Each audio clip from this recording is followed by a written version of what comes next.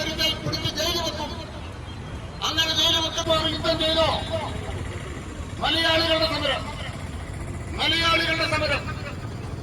Congress ഇറങ്ങിയോ?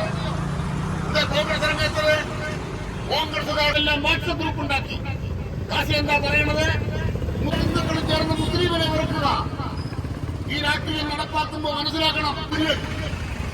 George Kurian എന്ന് പറയുന്ന ഇന്നത്തെ ഇന്ത്യ രാജ്യത്തെ ക്രൈസ്തവ സമൂഹത്തെ ഒറ്റുകൊടുക്കുന്ന യുവദാസിനോട് ഞാൻ പറയുകയാണ്, ആ ഒറ്റുകാരനായ യുവദാസിന്റെ നാണയം, ആ നാണയം ഒരു ഭാരമായി മാറി ഭ്രാന്തമായ അവസ്ഥയിലേക്ക് പോയ യുവദാസിന്റെ ഭാവിയാവും ജോർജ് കുര്യൻ എന്ന് പറയുന്ന ഒറ്റുകാരുണ്ടാവുക. ജോർജ് കുര്യൻ മലയാളിയല്ലേ? ജോർജ് കുര്യൻ മന്ത്രിയായ ശേഷം എത്രയോ അരമനകളിൽ ചെന്നു.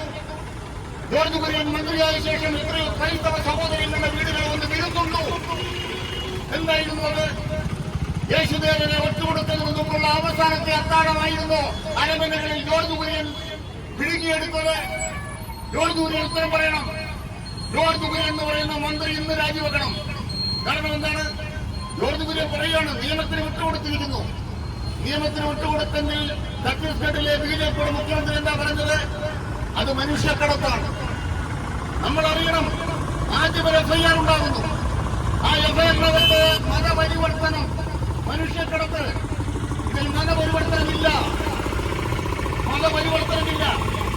പക്ഷെ 1968 കോൺഗ്രസുകാർ അവിടെ ഭരണം നടത്തിക്കൊണ്ടിരിക്കുമ്പോൾ അവിടെ നിയമം ഉണ്ടാക്കി വെച്ചിട്ടുണ്ട്. ആ നിയമത്തിലാണ് മതപരിവർത്തനം എന്ന് പറയുന്നത്. നിങ്ങൾ വ്യത്യസ്തമായ ഒരു മതക്കാരനുമായി യാത്ര ചെയ്താൽ മതപരിവർത്തനത്തിന് കൊണ്ടുപോയി എന്ന് പറഞ്ഞാൽ എങ്ങനെ രക്ഷപ്പെടും?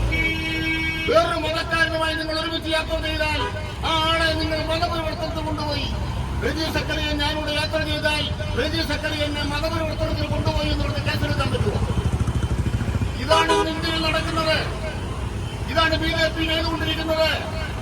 ഇത് ചെയ്തിട്ടും BJPയുടെ മുഖത്ത് നോക്കി 4 ചോദ്യം ചോദിക്കാൻ തന്റെ ഇടമില്ല ആർക്ക്? ഇന്ത്യയിലെ കോൺഗ്രസ് പാർട്ടിക്ക്.